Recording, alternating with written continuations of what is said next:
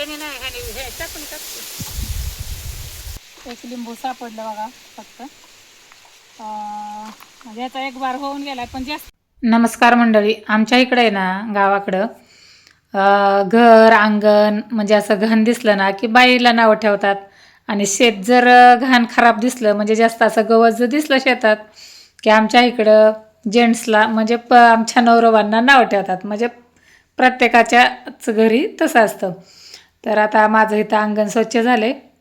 काय होतं वाऱ्याने ना या घासाचं गवताचं चगाळ सगळं असं वाटाभर असं सगळीकडं असं पांगत राहतं. त्यामुळं म्हणलं चला 2 दिवसात का होईना हे सगळं पुढचं असं पटांगण स्वच्छ करावं लागतं. आणि आता यांचा स्वतः घास कापून झाला आहे, यांनी गवत तर कापून घेऊन आले. आता मी काय करते, आता एवढ्या ह्याच्यात मी सकाळचं काय जातच नाही त्यांच्याबरोबर घास कापायला. दुपारच्या टायमिंगला मात्र जाते. राहिलेला जो घास आहे तो कापण्यासाठी. बायकांना किती कामं असतात घरात ना, पुरुषांना काय एक काम मोठं केलं की असं वाटतं त्यांनी भलं मोठं केलं. तर चला जाऊ दे आता. आता ही बघा एवढी गेल्या वर्षीची पण अजून म्हणजे सीताफळ आहेत काळी तशीच. पक्ष्यांनी पण भरपूर खाल्ली, आम्ही पण खाल्ली. आता यंदासुद्धा भरपूर असं फळ लागलं म्हणजे फुलं लागलेत त्याला. तर आता चला यांना म्हणलं चला मला थोडंसं असं म्हणजे आपल्या मनोड्यांसाठी पाला मला तोडून द्या. तो काय माझ्या हाताला येत नव्हता म्हणून त्यांच्याकडून मी थोडासा असा पाला काढून घेतला. आणि आता म्हणलं चला आता मनोड्यांचं दुपारपर्यंत टेन्शन आता गेलं. त्यांना कसं खायला भरपूर लागतं आणि शेलकं लागतं मनोड्यांना सुद्धा. त्यामुळे त्यांची ओरडी चालू असते. सकाळची बघा अशी किती कामं असतात ती काय मोजता येत नाहीत बोटावर. टाक्या मोटर चालू करा, टाक्या भरा, गायांच्या टाक्या आमच्या वापरायचं, घरातलं पाणी, अशी बरीच कितीतरी सकाळची कामं असतात. ऑर्गॅनिक भाज्या खायच्यात म्हणून अशा कुठंतरी बिया खोसते, पण आता औषधाचा याला वाप लागली त्यामुळं तो गेला. आता एवढं सगळं काम करून झालं तर घरात आले तर लेकीचं इथं ढोकळा बनवणं चाललं होतं नाश्त्यासाठी. खूप छान ढोकळा बनवते ती. तर तिने आधीच पातेलं स्टीम करायला ठेवलं होतं. त्याच्यात ढोकळ्याचं जे मिश्रण आहे ते ठेवून दिलं. ती मला सांगत होती मम्मी इथं पहिल्यांदा 5 मिनटं गॅस फुल ठेवायचा, नंतर गॅस मिडियम करायचा 5 मिनटानंतर, असं मला ती सांगत होती. तर चला तिचा ढोकळा इथं बनवून एकदम असा छान झाला आहे, स्पंजी एकदम. आणि बघूनच असं माझ्या तर तोंडाला पाणी सुटत होतं ना.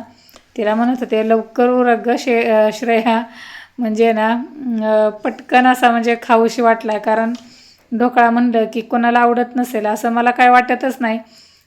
आमच्यात तर सगळ्यांना आवडतो ढोकळा आणि श्रेया बनवते सुद्धा एकदम असा छान. त्यामुळे एवढा असा स्पंजी झाला आहे ना एकदम असा हॉटेलसारखा.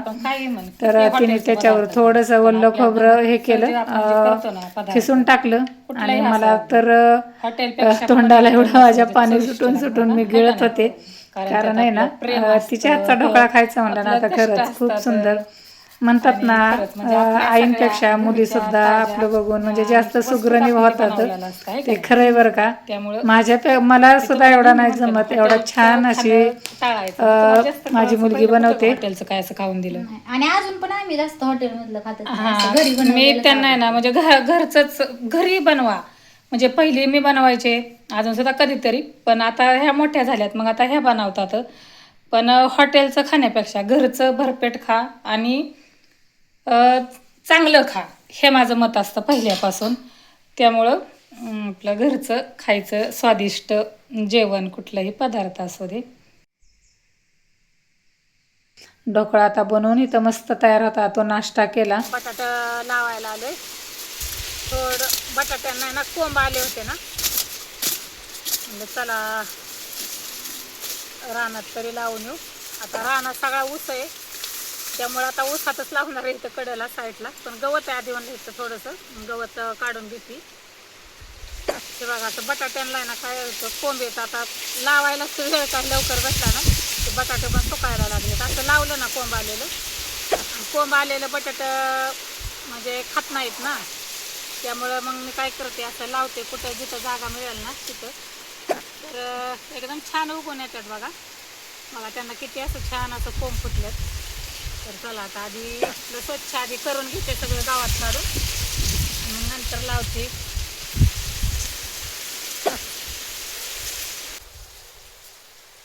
असं आहे ना, असं त्याने नाही हे टाकून टाकते. माझी नेहमी धडपड असते की ऑर्गॅनिक भाज्या खायच्या. आता मस्त आम्ही शेतकरी शेतात लावू शकतो किंवा आम्ही औषधसुद्धा त्यावर मारू शकणार नाही असं. पण काय होतं आमच्या इकडं सगळं ऊस शेती असल्यामुळं ना मध्येच कुठं थोडंसं रान पडायचं. त्यामुळं भाज्या असं काही असं माळवं लावताच येत नाही. म्हणजे लावता कधी येतं ज्यावेळेस ऊस लागण जी लहान आहे ना त्यावेळी मात्र लावता येतं.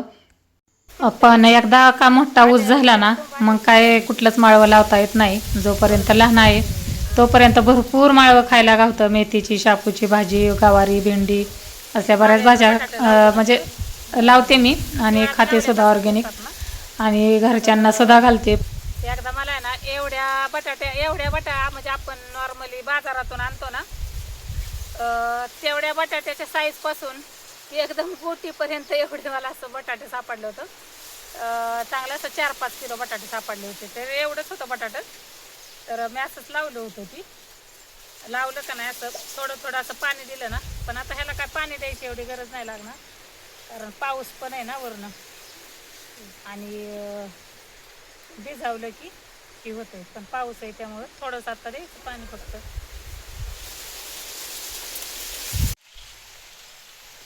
बटाटा आहे ना असा कापला ना असे 2 भाग करायचे. आतून बघा असा झालाय आणि असा लावायचा. कोंब आलेली बाजू अशी केली ना आणि ही जी बाजू आहे ना ती अशी खाली केली ना नेमके त्याला असे मुळं फुटतात बघा. असा छान येतो.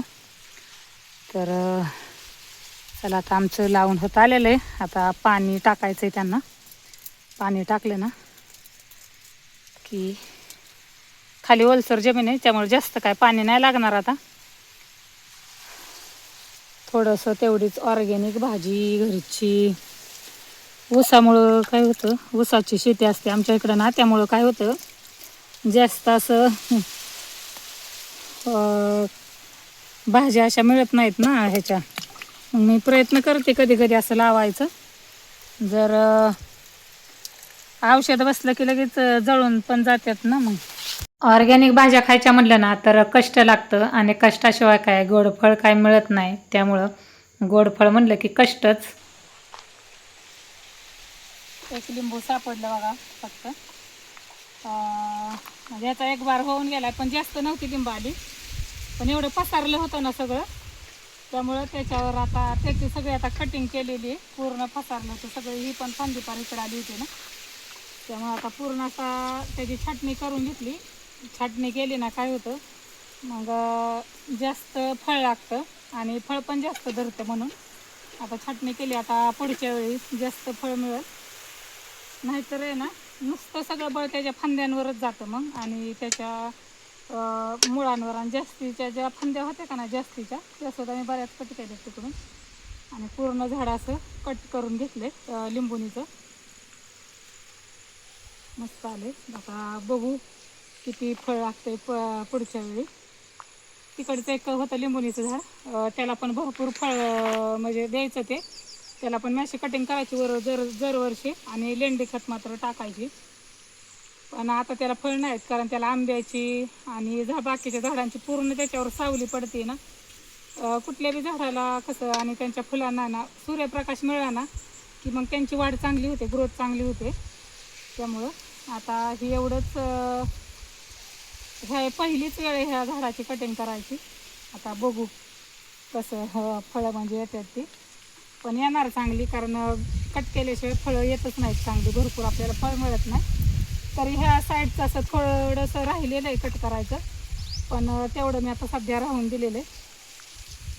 तर चला माझा आजचा व्हिडिओ तुम्हाला कसा वाटला. जर आवडला असेल तर एक लाईक करा आणि आपल्या चॅनलला सबस्क्राईब करायला विसरू नका. पुन्हा भेटू अशाच नवीन एका व्हिडिओसोबत.